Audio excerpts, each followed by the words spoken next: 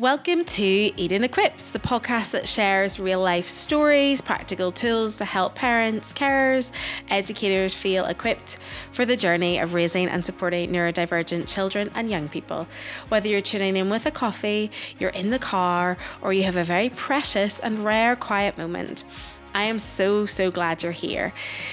I'm Rebecca, and today we have Abbie joining us. Abbie is an incredible individual. He has a story really worth sharing and really important to hear.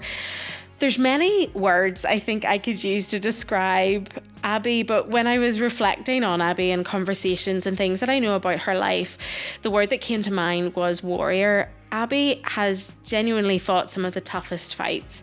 Medical neglect, traumatic and unsupportive systems, cancer, and many other things. And yet she fearlessly confronts harmful systems and advocates for neuro-inclusive, trauma-informed care, and ultimately wants to bring healing and justice to a hurting world. Abbie. Hi. I'm so delighted you're here. It's always a bit surreal listening to someone read something out about you. No, it's not really how we do day-to-day conversation. No. But like genuinely, Abbie, I think I hope that you do hear those words of, like I think many people would see you as a warrior and how you're, doing life and holding that. I guess there's about 7,000 avenues we could go down today. True. And if you left us to your devices, we'd be gone. Days of a podcast. I did, I guess, quite a brief introduction there for you. If you were to introduce yourself, how would you do it? So who are you and what do you do kind of thing? I am a parent, home educator, artist, but more recently a professional upstart in training. Okay. My goal is that I want to try and help everyone find comfort and their place in the world and safety with being themselves. Yeah, safely being themselves. Yeah. That's a really important part of life. Yes. Why is that? Safely being themselves, what does that mean for you? How has that kind of transcribed for you? For me, I think growing up as an undiagnosed autistic girl, I kind of thought that I was supposed to do what everybody else was doing. Right. And just nothing felt right. And whenever I sort of started to experiment, find myself more, I realized that I felt happier in my skin. I felt I was able to carry myself with a bit more confidence in the world. And that just kind of built. Yeah. And then just started gradually spilling into other parts of my life. Okay. Yeah. And you felt like you could be more authentically yourself? Yeah, things can kind of wash off your back a lot more. Whenever you feel confident in yourself, no matter how anybody else approaches you, you can go, okay, well, that's maybe just a you thing. And you can just continue on. Whereas before I used to take it like a dagger to the heart and I would go into a little pit of despair and, worry about it for months on end. I'm sure a lot of people would understand that. Yeah. Yeah. But being able to be that kind of authentic version and being able to then gift that to other people too in terms of encourage them. Yes, the permission. Yeah, I would say this about whenever I would walk down the street. I like to dress very flamboyantly. I will still have my hoodie days. Yeah. But I do like to walk down flamboyantly and sort of I will see people and there's like a little moment of like they're like that. Maybe I can be like that. And that's what I hope is in my presence in the world, that I can give permission to show people that it's safe and it's not scary. Well, it is a wee bit. Yeah. But you grow into it. Yeah. And just the idea that people can be what they want to be and just take the first step. Yeah. And it's nice to see. And I can see it more with the younger generation. Yeah, for sure. The alternative fashions are coming out and it's like chaotic and it's messy and it's beautiful. Yeah. And I think that's massively important for our neurodivergent community too, in terms of not feeling or forcing or masking to, have to dress or act or talk or any of those a certain way. And I know that that's a massive part of that terminology you love and use of that neuro-inclusive, neuro-affirming. For those who maybe haven't heard that language before, I guess, how would you describe it? Like, how would you explain it? So what I'm going to say is probably very different from the definition, so nobody get mad at me. Yeah, no. To me, definition. It is completely shedding the idea that there is a normal and that there is something that we should all sort of generally be. Like, we want to provide access to supports throughout. So instead of in a building, you have an autism area. And it has the headphones. And you have an autism time and it has the quiet music. Yes, yeah. Instead, just be like, well, what about we just have those things naturally. What about, instead of talking clearly just to autistic people and talking in rhymes to everybody else, how about we just do that normally? You know, I love clarifying speech. Why don't we just do that with everybody? Right. Instead, we're walking away from conversations and everyone's going, what did she think? What was she saying? Yeah. I feel like that is what that is. That's we don't assume. Yeah. You don't assume anything about anyone. Instead, you treat everyone with the highest level of respect and care, which I feel like we've kind of gone away from a bit as a society. And it's so you would be very keen of, or sorry, I guess better, right? Would you be very keen then on, you know, moving away from things like the terrible language of units and things like that, in terms of like, would that look to you like not inclusive, or I feel like it can feel a bit like segregation in a sense with the language that's being used. Yes, so you've got classes and then units. Correct. Units to me sounds like, you know, prison or hospital. You've got units, or the army, you know, special units. The setup themselves, good idea in terms of giving space and all of that. Yes, no, it's love just our all that. language, isn't it? The language very much needs to shift. Yeah. The language is still very othering. You know, we've come up with all these words, but all of them are still very much like, but these guys are here and you're over there. Right. What would be some language that I could use that would be really neuroaffirming language? So if I'm talking about an autistic young person, or if I'm talking about an autistic friend I have, what's some really beautiful language that I can use to make you feel really seen in that? That's a tough one, because not everybody feels comfortable in being seen in their journey yet. Yeah, true. I'm quite happy to be called an autistic person. Okay. But I know that some people would feel like, well, I don't want that to be the defining part of me. And it does come back into, we can have generals, but if the person is with you, you can ask for their preference. And I think that's the important bit. You know, because if someone says to me, well, how can I refer to you? Yes.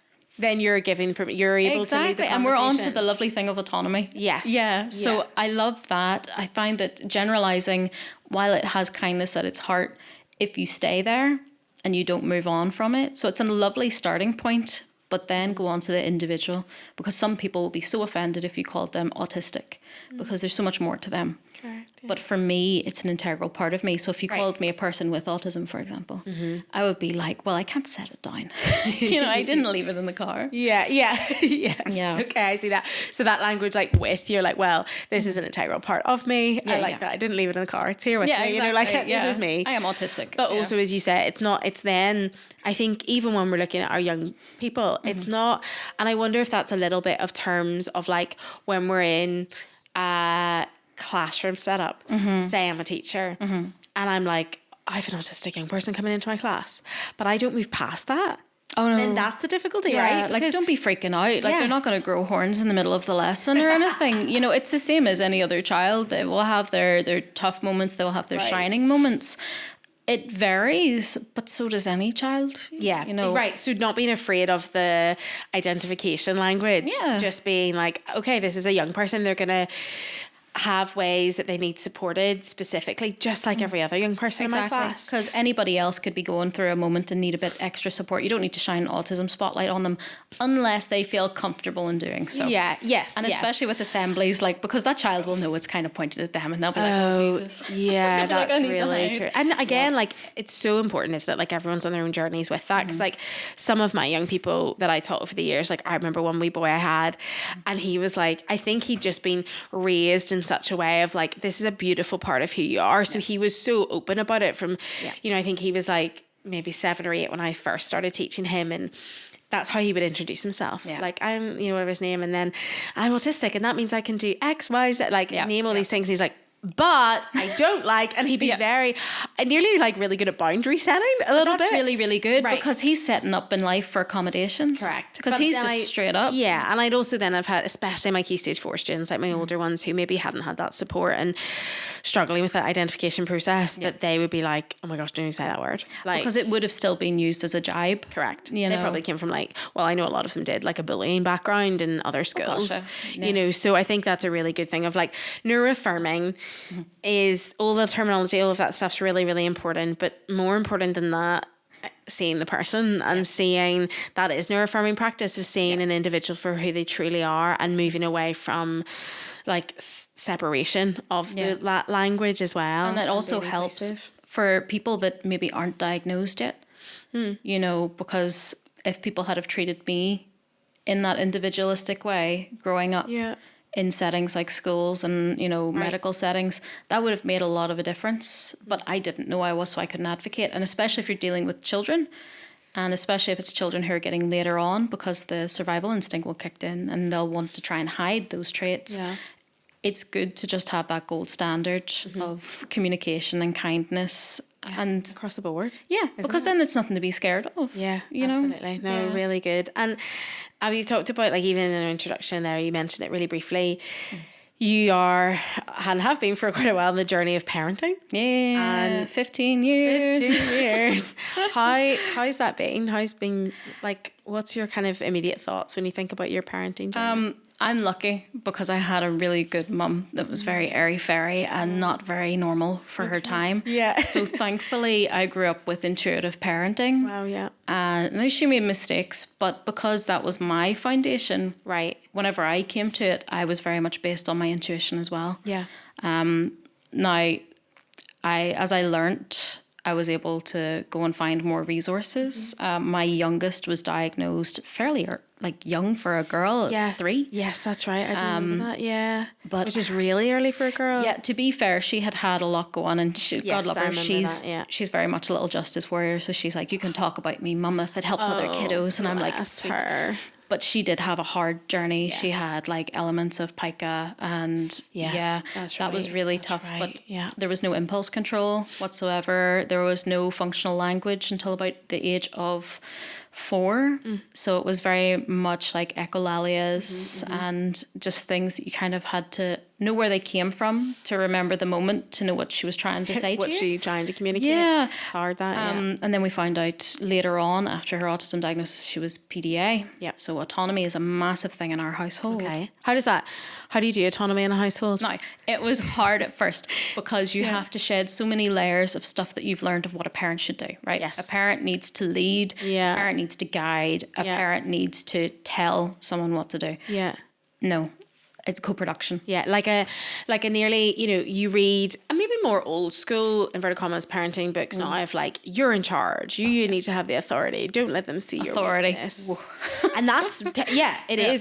It's words that we now that we know and understand more about our young people and their brains. Like, we know that that's not the way that's promoted, but especially for you guys in your journey. Relearning, isn't it? It's a relearning. Totally relearning. Like you had to restructure your brain, I guess. And even language. Okay, yeah, language. Words like need, must, have to.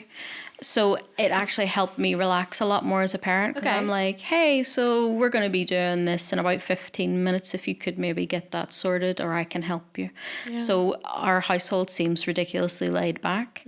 But it's kind of not, because in my head, I'm mapping out what's happening, what could possibly happen. And the good thing is, if you have that like baseline of giving lots of autonomy and that co-production and that respect and rapport with a young child dealing with high anxiety PDA, there's a bit of leeway that they can give. If you support their nervous system and you're a safe nervous system for them, they will give you grace and leeway. So there are times where I can say, we need to go now. Right. And she knows that those are the big times. You're supporting a nervous system. And I think that's where it gets really blurry, I think, when people start to hear stuff like this, or we talk about, well, actually, we've got to change language to, you know what, in about 15 minutes, we're going to be doing, and they're like, oh, so you're just letting the young person do whatever they want, and you have no authority in your household anymore, and these days, young people are getting away with too much. You know, we jump into, I think people naturally, unfortunately, jump quite quickly down those rabbit holes, and yet, when you actually peel it back,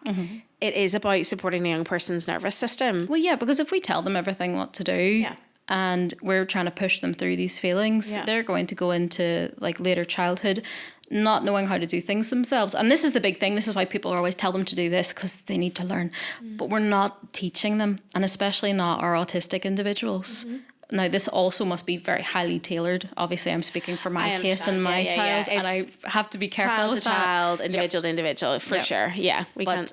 The difference, like this child is one that at times, like if you saw her early childhood, you would have thought like, well, what are you doing? Like, we have visuals all around the house. There's visuals in every single room. There's an entire wall in the living room. But people would say like, well, you're spoon feeding her. She'll never. But those have now become safety nets. She knows they're there. So whenever she's overwhelmed and overloaded and she doesn't have that space in her head, the visuals take that space away for her. It's over there now. Love that. Yeah. And it's always Safety there. net to fall into. Yeah. And it's just been great to see her go from someone that was she just needed to be enmeshed with me because her nervous system was shot. Yeah. So she needed mine. Yeah. Self-care. Yeah. Needed to. Or like I have to like do really aggressive self-care sometimes. Yes, like I will sit down and I will enjoy something. Without you must that. be still. Yeah, exactly. You must have time to yourself. Yeah. And that has helped. And then again, that's modeling for her. Right. And it's okay to have age-appropriate conversations when things get tough, because they will happen. It will happen in life, especially if you have other children. Mm-hmm. It is okay to sit down and go, look, I love looking after you. Mm-hmm. I love doing all these things with you. Mm-hmm. If I don't get a certain amount of sleep, my brain won't have enough power. Yeah. I won't be able to think before I say. I will get grumpy, and I won't be able to do the things I want to do. But all of that stuff's just modeling. Like I talk to so. I've had so many conversations recently about this with parents of like, it's so important for young people to know that, you know, adults are humans and like they have big emotions and they have all these feelings. Like I remember, honestly, Abbie, like it's wild. It's so stuck in my brain. On my PGCE, so my teacher training, I remember someone getting up at the front. Like my teacher training was terrible, but like thankfully I knew quite a lot at that stage anyway. So I'd done a lot of work with and in specialist settings, and I kind of went to just get the qualification, and I was like, you guys know diddly squat. And I remember someone standing at the front in a lecture saying and recommending a book that was called No Smiles Before Christmas, that to gain authority in the classroom, you must not let the children know that you're a human and that you have any emotions, because that's the only way that you gain respect. And I remember literally sitting there being like, no, you probably know me well enough to know, Abbie, that I didn't sit there quietly. No. And so I was straight up afterwards, and emails of complaints were sent with research articles and all of that being like, you know that this is complete nonsense. Like this is now what we know about our young people and their brains. And exactly like you were saying, to be able to say, even as a parent, sweetheart, my brain is so busy right now. Yep. You banging that saucepan again and again and again is really hurting my brain. So I just need it to be quiet. Yep. And actually you're setting up language for your young person to be able to be independent and turn around and be like, I feel really stumpy, or my brain feels too full, rather than us just pretending everything's fine. And then we get to a point that we don't have any capacity and we're like, well, everyone does. I know. Another thing, another layer that we put onto that is because PDA again, if I was to say you need to stop that, that might not work, especially because she might be going through some big something she can't verbalize. How do you approach that? So what I'll do is I'll go into her and go, that's really sore on my head. Yeah. I'm going to put my headphones on. Oh yeah. I might not be able to hear you very well. I'm gone. Yeah. Yeah. So give me a tap. Yeah. Good on you. But that also lets her know that because she has headphones too. Yeah. And sometimes she will not want to say to someone, she'll just come up with a grumpy face, stick the headphones on, look directly at them, and then walk off again. But it's like, it's really hard at the start to do this, and you do kind of feel a bit like Mary Poppins going mad. But the more you kind of practice it with your friends. Okay, yeah. You know, like we used to do, I forget what it was called, but it was like a parenting course. I'm so annoyed I forgot it, but they would talk about narrating play. Yes. You're narrating your emotions. Yeah, yeah. And practice it with a friend till it feels less silly. Mm-hmm. And one thing my mum always taught me was, if you feel like you're about to scream, sing instead. Oh, I love that. Like, can you come down the stairs? I've asked you 15 times. And it does the same thing to your nervous system as a shout would, but a child is just endeared to it. I'm going to start using that on my home. Do. It is so freeing, because you feel like you're just being whimsical and magical. And you're boiling inside. I know. It's like you feel like you're going to just have I'm going to voice note you the next time I'm doing that. Do, please. Just let you know. Yes. I mean, I really love that. Do you know what? All of this, like, I guess really makes a lot of sense for me for knowing who you are, because, you know, we always like to kind of end on that hope thing. I think in your journey, I've always heard you remain really hopeful, and it's beautiful to see you sitting here today and where you are, you know, in comparison even to a few years ago. And I'm really proud of you for that. Oh, and thank you. I think something that's always struck with me, and I'm sure this has come across in this podcast, is how incredibly kind you are as a human being. I remember I was sitting prepping this, and I remember at a screening that we did for a film around autism and mental health, which also happened to land the same week as One Young World, which was this huge global young leaders conference that I'd been asked to speak at. Like, incredible opportunity, but like same week, hectic week. And I genuinely, like felt emotional reflecting on this. And I remember saying, like, I was saying hello to everybody, and I remember everyone was like, oh my gosh, well done, you're amazing, you've done so many things. And I'm like, oh, thank you so much. And all these general things, and congratulated me. And you stopped me and you know, I remember you staying at the end, and I came over and you were like, Rebecca, congratulations. And we're really kind in that. But what really got to me was that you, rather than being like, oh, what are you doing to celebrate? Or, you know, you've achieved so much, or any of these things, you were like, can I just ask, what are you doing to look after yourself after this week? And I was really bowled over by that comment, because I think for me in that stage of my life, I wasn't quite at the point that I was ready to accept limitations and capacity that I had, and to allow myself to like not be like nearly proud of being able to do a lot. Like I'm very good at being like, yeah, I'm great. And then go home and be like, oh my gosh, I'm so tired. Like, and I think in that moment that really helped me. It's really struck me because you saw me as a human, and I really appreciated that. And I remember saying to you, Abbie, if I'm really honest, I'm going home, I'm eating pasta and getting under my weighted blanket and going to sleep, probably watching the Kardashians, something that's going to staying away from people for a long time. My brain. Yeah. And for me, that was a beautiful journey, that even that helped me kind of walk into that accepting limitations in a really beautiful way. So that's a really long-winded way of me saying, if you were to encourage the listeners with something, what would you leave them with in that hopeful nature? It's so tough. There's so many things, but try and find your authenticity. Try and find who you are. Try and find the things that resonate most with you. Yeah. Because I think there's so many other general things, but once you feel properly connected to you, like reclaim your body, reclaim your space, reclaim how you think, that will have knock-on effects to every facet of your life. Yeah, and it's a good way of blocking out the kind of things that will take energy away from you and leave you depleted, and it will help surround you with things that build you. And I think that's how I got this far. No, it's really good advice. Many things we keep talking about. Let's finish with our quick equip, Abbie. So kind of that's quite similar, but I know you have other things as well. Tool or resource that you love? I love MindTech Touchpoints, bilateral buzzers. I'm going to be talking about them. What are they? Just really they're quickly. Just fantastic. They just look like watches. They go on. They have 3 spice levels. So you've got like low, medium, high. You can put them on. They bilaterally buzz in the background while you're doing things. And it helps your brain to sort of file away things. Big feelings, concentrating. We use them with everyone in the household. Great. Love it. Mindset that helps you. So what? How do you use so that? What? Take, for example, what I'm wearing today. Some people will be like, well, that's very gaudy and it's like a wee bit overdressed. So what? So what? Yeah. Is anyone going to arrest me for it? No. Am I harming anyone? No. So what? That can be applied everywhere. Parenting especially. Yeah, it takes the pressure off a little bit. Yeah, it takes the other things off. I love that. And you talked about this, but advice, I guess, if you were to say to one person, if I was listening, I'd be like, help me, what do I do? I would say try and filter out the noise. Try and filter out the noise. People will give you lots of advice, but they're not on your journey. Right. They don't know your background. They don't know. Yeah, it goes again with everything. Just try and block out the noise. Get some time to sort of introspect, be with yourself, the people who know you. Right.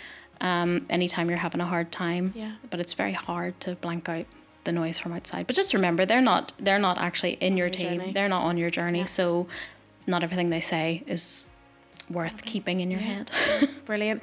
Abbie, thank you so much. You. I know everybody listening will have been inspired, maybe sparked a new idea, or just really been reminded today they're not alone on this journey. And thank you for spending this time with us. And you know what? So what? I love that. So what? We can take that with us, can't we, into lots of areas of our lives. Thank you so much. And thanks guys for listening. Bye. Bye.